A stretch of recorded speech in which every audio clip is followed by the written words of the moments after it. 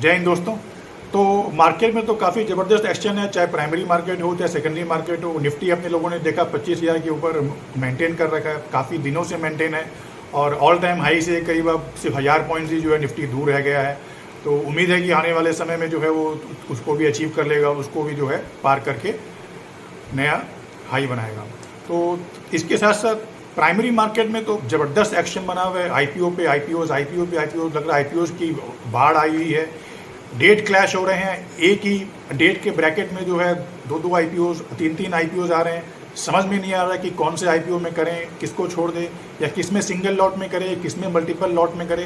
इन सारे सवालों का जवाब जो है आपको मेरे चैनल पे मिल जाएगा। तो अपने आगे बढ़ते हैं। आज अपने एक आईपीओ पे डिस्कस करेंगे जो कि ऑलरेडी ओपन हो चुका है, मंडे को क्लोज हो रहा है लास्ट। तो उसका अपने देखेंगे कि उसका क्या फाइनेंशियल से क्या अपना कंक्लूजन निकलता है और कंपनी क्या करती है। तो अपने आगे बढ़ते हैं। उससे पहले जो भी मेरे इस वीडियो को देख रहे हैं वो मेरे अगर अभी तक चैनल को सब्सक्राइब नहीं किए हैं तो सब्सक्राइब कर दें, वीडियोस को लाइक करें, कमेंट करें, मुझे बताएं कि आपको वीडियोस कैसा लग रहा है और उसमें अपने क्या ऐड कर सकते हैं, क्या कर सकते हैं, अपने ग्रुप्स में शेयर करें। तो आइए अपने आगे बढ़ते हैं और अपने आज जो है इस नई कंपनी जो मार्केट में डेब्यू होने वाली है उसके आईपीओ पे अपने डिस्कस करते हैं। तो फ्रेंड्स, जिस कंपनी का अपने आईपीओ के बारे में डिस्कस कर रहे हैं वो कंपनी है I value info solutions limited.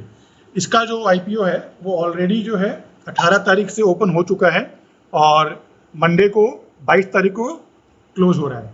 तो आइए अपने देखते हैं थोड़ा इस कंपनी के बारे में कि कंपनी जो है वो करती क्या है। कंपनी का इंफॉर्मेशन में आए अपने।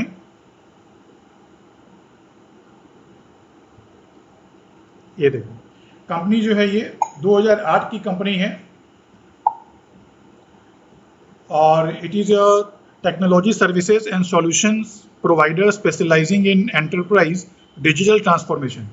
The company operates across India, SAARC region and south east Asia. माने जो है कंपनी का प्रेजेंस जो है वो इंडिया के बाहर भी है और लग रहा है काफ़ी सारी कंट्रीज में जो है इनका प्रेजेंस है।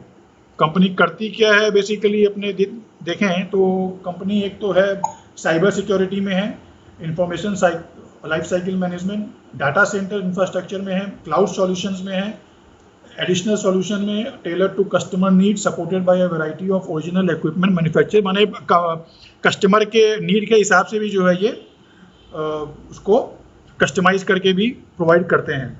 तो और कंपनी जो है it is headquartered in Bangalore. Company Bangalore की कंपनी है और इसके अलावा कंपनी के ऑफिसेज जो हैं वो सिंगापुर में है, बांग्लादेश, श्रीलंका, यूएई, कैम्बोडिया और केनिया में। और 31 मार्च को जो है कंपनी के 421 जो है इनका आपके पेरोल है। इतने एम्प्लॉयज़ जो हैं वो कंपनी के साथ जुड़े। तो कंपनी का बिजनेस मॉडल तो जो है वो अच्छा ही लग रहा है क्योंकि अभी एकदम लेटेस्ट जिसमें है आपके साइबर सिक्योरिटी हुआ, क्लाउड सॉल्यूशंस हुआ, डाटा सेंटर इंफ्रास्ट्रक्चर है। तो ये तो काफ़ी इन डिमांड वाला बिजनेस है और आगे भी जो है इसका स्कोप तो अच्छा ही है। कंपनी का बिजनेस तो ठीक है। अब ये देखिए कंपनी रुपया उठा किस ले रही है, कंपनी का ये क्या फ्रेश इशू है ना। कंपनी का info solutions IPO is a book building issue of 560 crore का है ये IPO. This issue is entirely an offer for sale. ये जो चीज़ है ये तो थोड़ा सा कंपनी के लिए नेगेटिव, बिकॉज इससे जो है कंपनी में कोई भी रुपया जो है वो कंपनी में नहीं जाएगा। ये सारे के सारे या तो कोई प्रमोटर जो है इससे एग्जिट ले रहा है या कोई इन्वेस्टर जो इसमें इन्वेस्टेड है वो एग्जिट ले रहा है। माने कंपनी के पास कोई रुपया जो है वो नहीं जाएगा।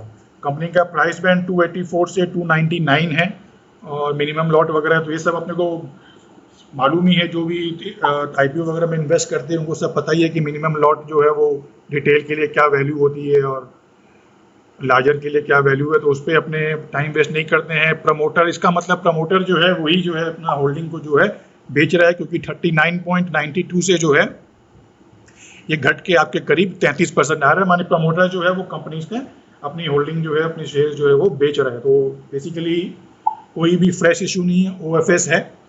ये तो जनरली मैं इसको एक नेगेटिव ही देखता हूँ बिकॉज कंपनी में इसमें कोई रुपया नहीं जा रहा है। तो कंपनी में से कोई भी अपने बोले कि कोई डेप्ट कम करने के लिए या कोई उसमें कैपिटल एक्सपेंडिचर करने के लिए या कोई एसेट परचेज करने के लिए, वैसा जो है कंपनी में कुछ भी नहीं जा रहा है। तो ये पूरा नल एंड वाइड हो गया। तो इस अब एक बार मुझे कंपनी का फाइनेंशियल देख लेते हैं। कंपनी का ROE 21% है, ये अच्छा है। 20% जो से ऊपर का ROE जो है वो इट इज़ गुड।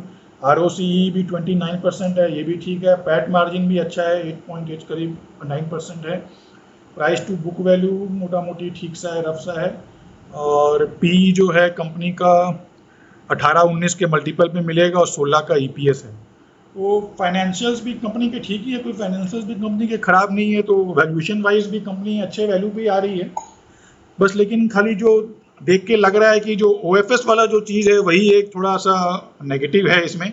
और नहीं तो अपने यहाँ पे कंपनी का प्रॉफिट वगैरह क्या कंपनी की है वो थोड़ा एक बार अपने देख लेते हैं। इसमें कंपनी का एसेट्स तो 1000 था 2023 में, जो 1150 रफली सेम ही है। इनकम 800 वाला 942 करोड़ है, करीब 150 करोड़ का इंक्रीज है। प्रॉफिट आफ्टर टैक्स 60 वाला 85 हो गया, 60 से 70 हुआ, 70 से 85 हुआ। ये एक अपवर्ड ट्रेजेक्ट्री में है। एबिटा इनकम भी 88, 111, 129, ये भी ऊपर की तरफ है, ये भी ऊपर की तरफ ही है। टोटल इनकम भी ऊपर की तरफ है। नेटवर्थ भी कंपनी की 250 वाली जो है वो 414 करोड़ हो गई, ये भी ऊपर की तरफ ही है। रिजर्व भी 294 का 452 करोड़ का रिजर्व है, ये भी अच्छा ही है। बोरोइंग भी जो है कोई खास नहीं है, 42 करोड़ की borrowing is not a very much big figure. हालांकि अपने देखें तो 2023 में करीब 50 से 51 करोड़ थी, जो 42 करोड़ हो गई, तो बोरोइंग घटी है। तो ओवरऑल अगर अपने फाइनेंशियल्स देखें, रेशियोज देखें, तो कंपनी का वैल्यूएशन जो कंपनी लेके आ रही है अच्छा वैल्यूएशन पे लेके आ रही है, कोई ख़राब वैल्यूएशन नहीं है। कंपनी का बिजनेस मॉडल अच्छा है। बस खाली OFS वाला जो चीज़ है वो थोड़ा सा नेगेटिव है। कंपनी का कोई पीयर का आई थिंक और कोई कंपनी जो है अपने लिस्टेड जो यहाँ पे कोई भी कंपनी जो है मेंशन नहीं। ये जो कंपनी मेंशन की गई है मल्टीकैम, ये आई थिंक इंडिया में लिस्टेड नहीं है, ये बाहर की लिस्टेड कंपनी है। इसके साथ ही कंपेरिजन, तो मतलब एक बिजनेस मॉडल भी जो एक यूनिक बिजनेस मॉडल है। तो ओवरऑल जो है मैंने अपने लोगों ने देख लिया कि कंपनी करती क्या है। अब अपना इसमें जो है फाइनल वर्डिक्ट क्या रहेगा, अपने उस पर जो है वो एक बार डिस्कस कर लेते हैं। इसमें देखिए कंपनी का अपने दो देखते हैं, एक हो गया पॉजिटिव, एक हो गया नेगेटिव। नेगेटिव में सबसे बड़ा यही है जो कंपनी का OFS आ रहा है, कोई भी फ्रेश इशू नहीं है। पॉजिटिव में क्या है, कंपनी का बिजनेस मॉडल जो है वो काफ़ी अच्छा है। कंपनी की अगर अपने फाइनेंशियल्स देखें तो फाइनेंशियल्स अपने लोगों ने देखा, फाइनेंशियल्स कोई ख़राब नहीं है।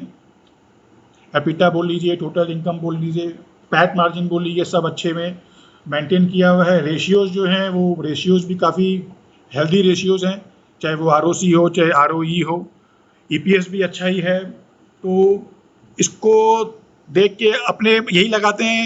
एक्चुअली क्या हो रहा है कि इस कंपनी के साथ जो है और भी 1-2 शायद IPO जो हैं वो ओपन हुए हुए हैं। तो मेरा यही कंक्लूजन रहेगा कि अगर किसी के पास सरप्लस फंड है तो वो इस IPO में लगा सकता है। जो एक होते हैं ना, कुछ इन्वेस्टर देते हैं वो खाली IPO में इन्वेस्ट करते हैं और सेकेंडरी मार्केट में नहीं करते हैं। तो वो चाहे तो अगर 1 से 2 लॉट जो है वो इन्वेस्ट कर सकते हैं। लिस्टिंग जो है मेरे को 5 से 15% की लिस्टिंग जो है वो लग रही है। बहुत बड़ी लिस्टिंग मैं एक्सपेक्ट नहीं कर रहा हूँ, मेरे को लग रहा है कि रीजनेबल लिस्टिंग 5 से 15% के बीच में लिस्टिंग हो सकती है। और जो कंपल्सिव IPO इन्वेस्टर्स नहीं है वो चाहे तो एक बार वेट कर सकते हैं, उसमें आपका इन्वेस्ट नहीं करके। और एक बार ये लिस्टिंग हो जाती है उसके बाद फिर किस भाव पे लिस्टिंग होती है, फिर उसके बाद जो फिर मैनेजमेंट की भी जो कमेंट्री आती है उसके ऊपर जो है वो डिसाइड कर सकते हैं। लॉन्ग टर्म के लिए हालांकि जो है किसी का इंटरेस्ट हो तो वो इसमें इन्वेस्ट कर सकता है। अगर लिस्टिंग अच्छे खासे अगर प्राइस पे जो आपकी कट ऑफ प्राइस अगर उस पर नहीं भी होती है, उसके नीचे भी होती है, तो लॉन्ग टर्म जो है वो शेयर होल्ड कर सकता है, बिकॉज कंपनी का बिजनेस मॉडल अच्छा है। तो ये था अपना एक वर्डिक्ट इस IPO के ऊपर। और भी सारे वीडियोस हैं काफ़ी सारे जो मेरे चैनल पे अपलोड्स हैं। अभी तो एकदम IPO पे IPOs हैं, तो आप अच्छे जो है अपने फंड्स को आप ब्लॉक करके रखिए अपने अकाउंट में, क्योंकि आने वाले वीक में और खासकर सितंबर के लास्ट वीक में जो है काफ़ी सारे IPOs सेम डेट के ब्रैकेट में खुल रहे हैं। तो तो आप अलग अलग IPOs में मल्टीपल लॉट्स में जो है आप अप्लाई कर सकते हो।